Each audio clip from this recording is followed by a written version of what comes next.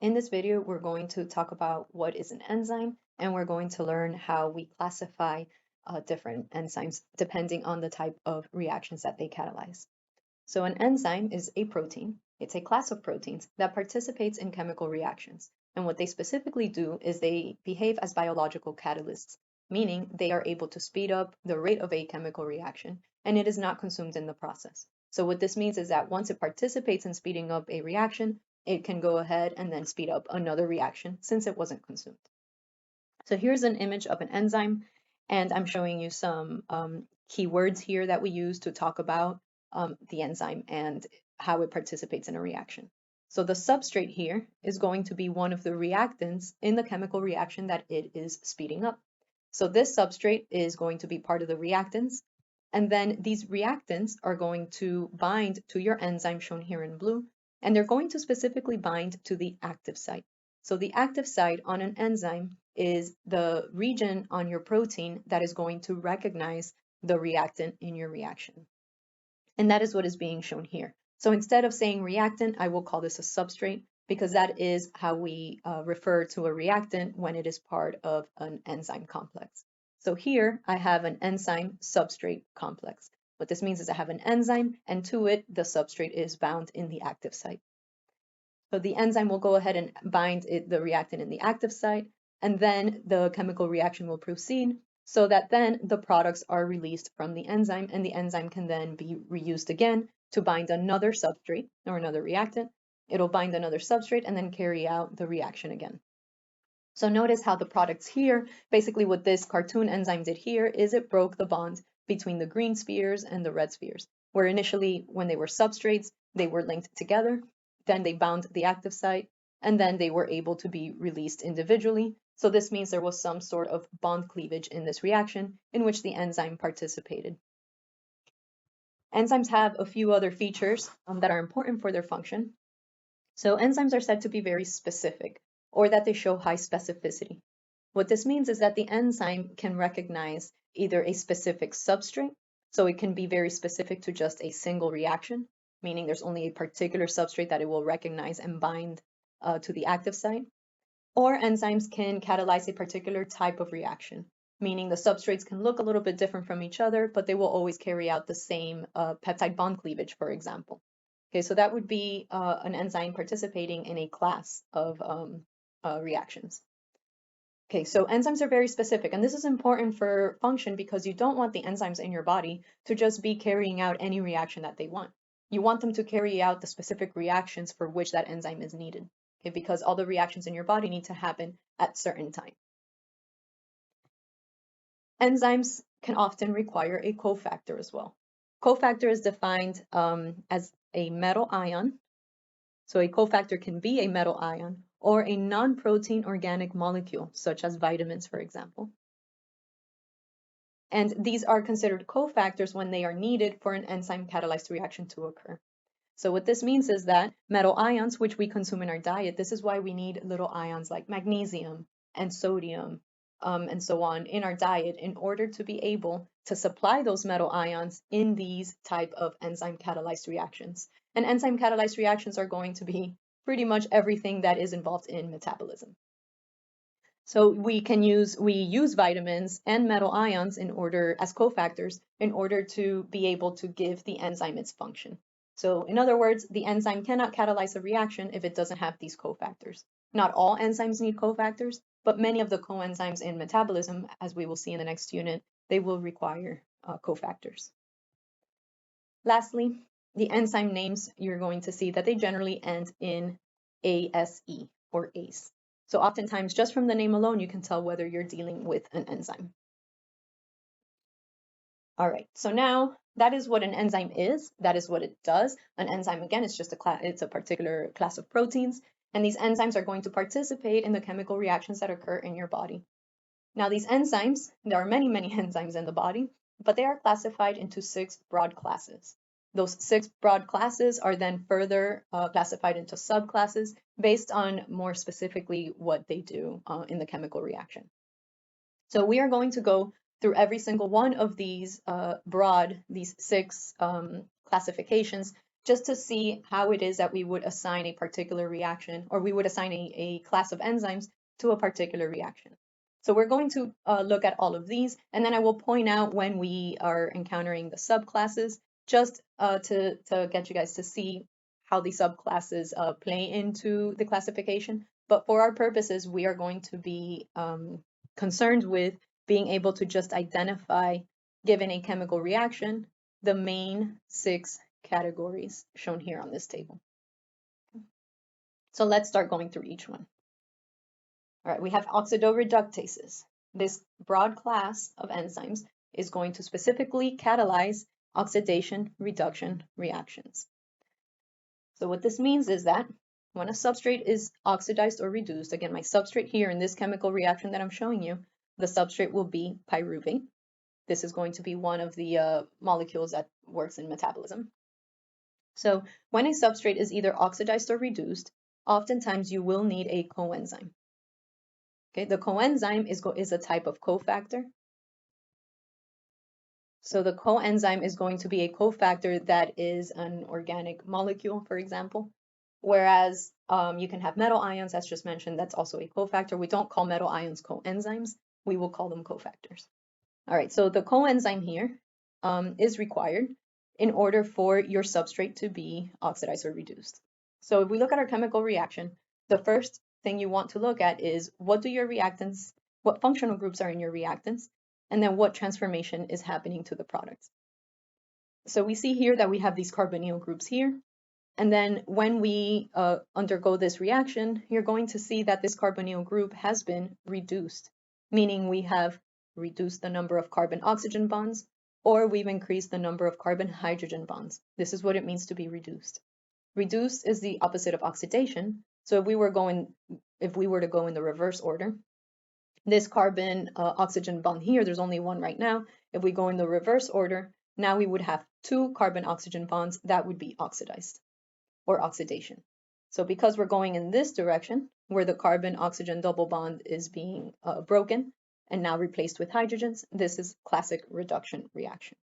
So because it is a reduction reaction, that means that the enzyme that participates in this type of reaction is broadly classified as an oxidoreductase. So this lactate dehydrogenase is the name of the specific enzyme that is carrying out this reaction.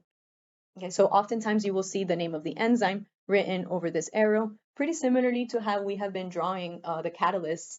In the past, we have just been using like lead catalysts or palladium. So with those catalysts, we would write those over the arrow. We're going to do the same thing with enzymes because they are catalysts.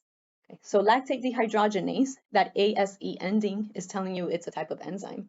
And the specific name is telling you specifically what kind of enzyme it is.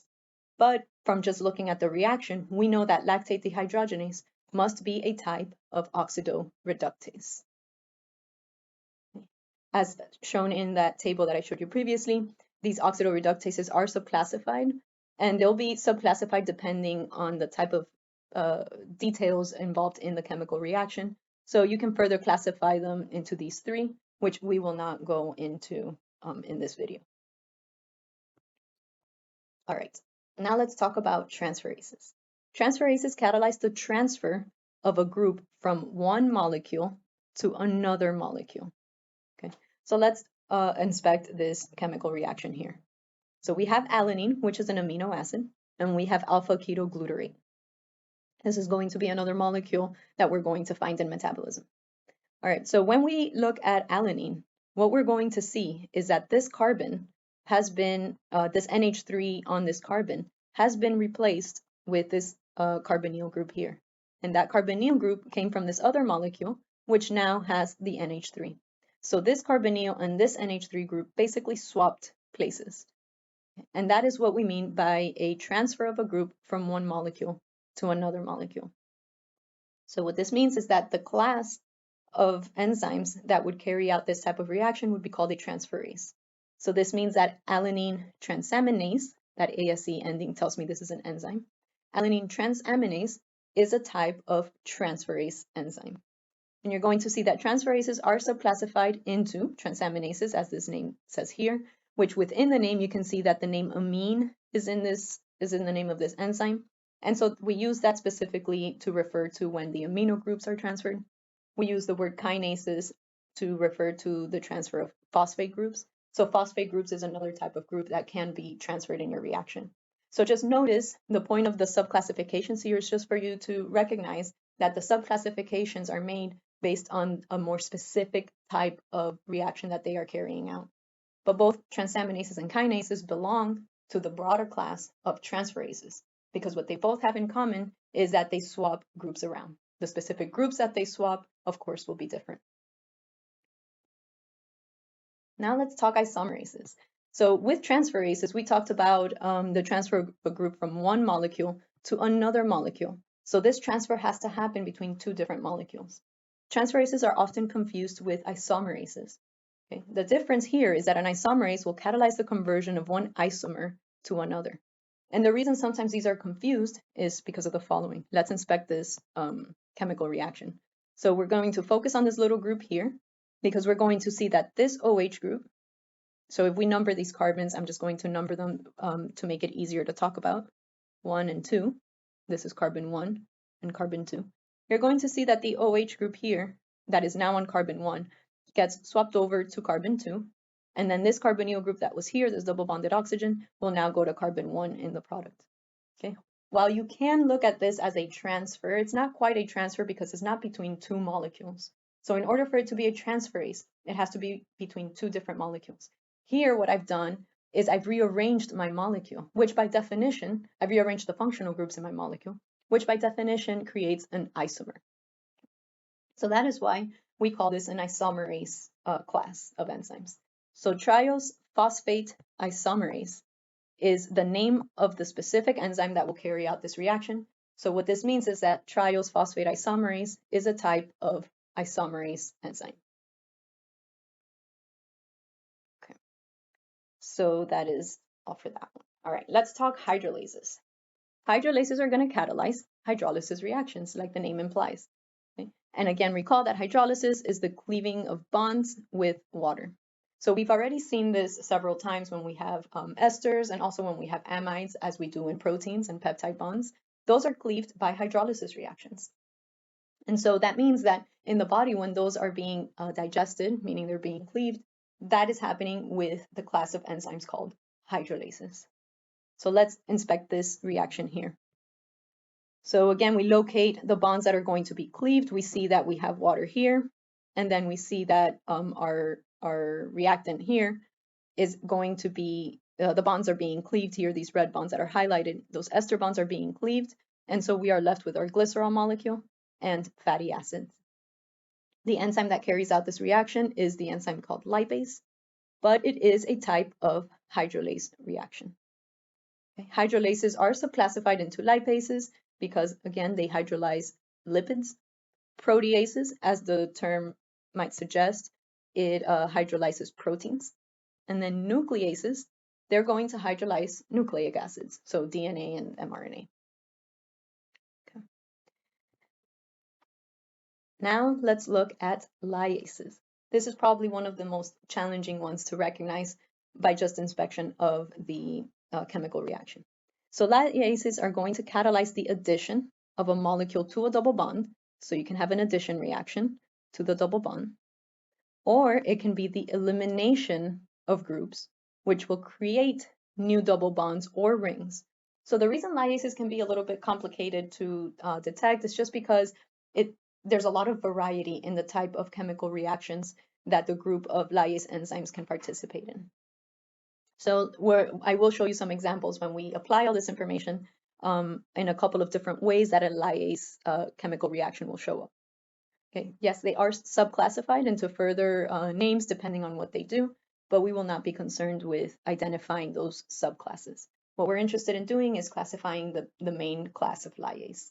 So the example that's shown here is where we are adding a molecule to a double bond.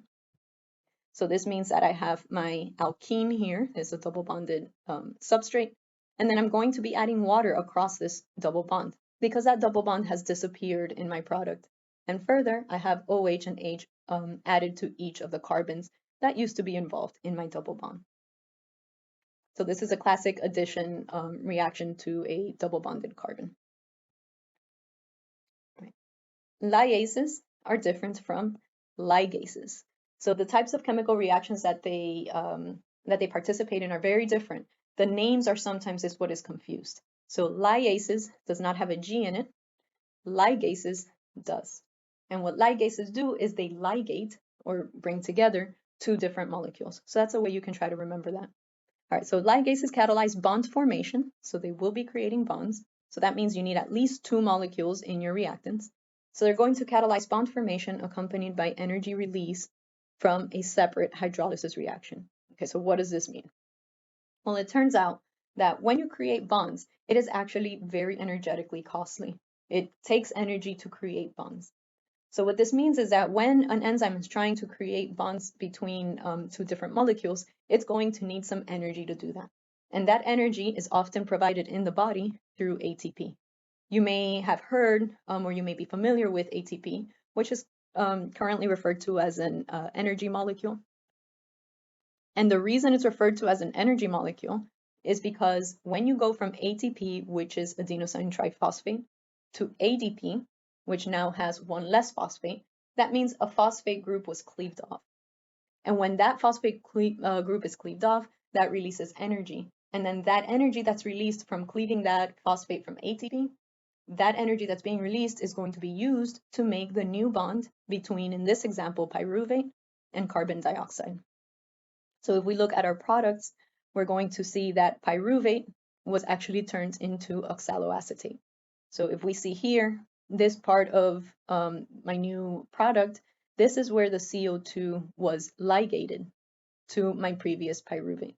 So here in black is what used to be pyruvate, 1, 2, and 3 carbons. So that's 1, 2, and 3. And then here's the CO2 that was added to this molecule.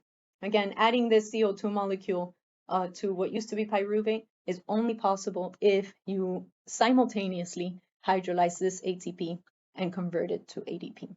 So this is very characteristic of a ligase reaction because these enzymes are going to need ATP in order to carry out their function. All right, that's enough information. Let's go ahead and apply. Let's see what these kinds of chemical reactions are going to look like. And let's classify them with the proper enzyme. All right, so in the very first one, let's start by just inspecting the reaction. Okay, so here's going to be my reactants. Then I need to determine which class of enzyme is carrying out this reaction to turn it into this product. So one thing you can do is locate your carbons. Here's carbon 1, 2, and 3. And then over here, I can go 1, 2, and 3, just to kind of orient myself a little bit. And what I see is that this phosphate group, this CH2O phosphate group, is the same in both the reactant and the product. So nothing happened there. But then when I look at carbon 2 and I look at carbon 1 in both reactants and products, I see that they are different. So for carbon 2 here, I see that I went from having a carbon double bonded to an oxygen to now having an OH group. And it seems like the OH group that used to be in carbon 1 has moved to carbon 2, so that now the carbonyl group that was in carbon 2 has been moved to carbon 1. So this is classic of an isomerase reaction. If you count up the carbons, hydrogens, and oxygens on this side, you're going to see it's the same over here. And you know it's the same because the only thing that happened is that the groups were switched on the same molecule. So it's not a transferase, even though the OH came to this one and the double bonded went to the other. It is an isomerase because it's happened within the same molecule. So this is going to be an isomerase. All right, now we go to the next one. We see first thing that jumps out is this ATP going to ADP. So what these curved arrows are going to mean, we're going to see these a lot in metabolism. These curved arrows are going to mean that ATP is a reactant, and then it undergoes this reaction to become a DP, which is now a product. So these curved arrows are pretty common. We use these curved arrows in order to be able to focus our attention in the substrates that we are converting, and that will continue on in the metabolic pathway. All right, so this is my substrate here. I see that I'm adding CO2 to this, but I'm also using up ATP. And recall that needing energy from ATP, meaning converting ATP to ADP, this is particularly necessary for ligases. So a ligase is going to add this CO2 molecule to my other substrate, and then that CO2 molecule is the one shown here. So this CO2 molecule has been added, so I've ligated two molecules together. And I know it's a ligase. Another clue is that this ATP is being consumed in the process. So this means this is a type of ligase. All right, now let's go to this last one on this slide. Okay, so first always start by inspecting your reactants and then your products. All right, I see that if I count up my carbons, 1, 2, 3, and 4, 1, 2, 3, and 4, I see that there is a double bond here between the 2 and the 3 carbon. So basically what has happened is I've gone from a hydroxyl group on this side to now having a double bonded carbon in my product. And this is going to mean that I went from, I have removed a group, I've removed OH and H from this carbon here in order to create this double bond. And when you create a double bond, that is characteristic of lyase enzymes. It's going to be the lyase enzymes that are going to carry out this type of elimination reaction. So when you produce a double bonded species, this is going to be a lyase enzyme. Let's just do a few more. Let's look up here in A. So the first thing that you're probably going to notice as you look at this reactant, and then you looked at your product, you're going to see that something has been broken, some bond has been broken to create this NH3. But further, we have a cyclic component now in our product. Okay? So we have formed a ring. So this is another definition of a lyase. This is another thing that the lyase enzyme can do. Lyase enzymes are going to remove groups. They can remove groups. And sometimes it'll create a double bond. In the previous case, recall this was a lysis. In the previous case, it was a carbon-carbon double bond. It doesn't have to be between carbons. It could be a carbon-oxygen double bond. But the key here is that not only did you remove groups, but you also made a ring. And this is characteristic of lyase enzymes. Next reaction. All right. So I look at my reactants and then I inspect my products. It can take a minute to kind of figure out what is going on. So if I look at my reactants, I see that I have 1, 2, 3, 4 carbons here. Then I have 1, 2, 3, 4, 5 carbons on this one. So immediately what I'm starting to realize is that this carbon here, 1, 2, 3, 4, 5, is potentially this one here, 1, 2, 3, 4, 5, where my carbon 5 has the same groups attached to it, but carbon 4 seems to now, instead of having a carbonyl group, it has this NH3+. And when I look at my other molecule, I see that it has an NH3+ that could be transferred. And then when I look at my product, let's use another color here. So it's NH3, 1, 2, 3, 4. So if I do the same here, 1, 2, 3, 4, I see that in carbon 3 of my other reactant, I now have a double bonded group there. So what this means is that those groups were switched. They were swapped. And this is classic of, it's classic of a transferase reaction. So the enzyme that will participate in this type of reaction is going to be classified as a transferase because it transferred the carbonyl group to the other molecule and then the amino group to the other one. All right, let's do the last one. So here what I'm going to notice is that I had an amide bond right here. So this amide bonds, I know that they can be cleaved with water. They can be hydrolyzed. And so I see that I have water here. Further, I see that this part of my molecule stays the same in my products. And what has basically changed is that this bond has been cleaved. And now I have my O- here. So what this means is that this is a hydrolysis reaction. And because it's a hydrolysis reaction, the type of enzyme that participates in those reactions is called a hydrolase. Okay, hydro for water, ase meaning an enzyme. So it's an enzyme that hydrolyzes with water, all right? Or that cleaves with water. Right? So this is how you can approach being able to look at a chemical reaction. Specifically, we're going to be looking at biochemical reactions, all of those reactions that participate in metabolism. And by just looking at them and seeing what the reactant is and what the product is, you can predict the class of enzymes that participate in that kind of reaction. Okay, and that will help us better understand how these biochemical reactions proceed.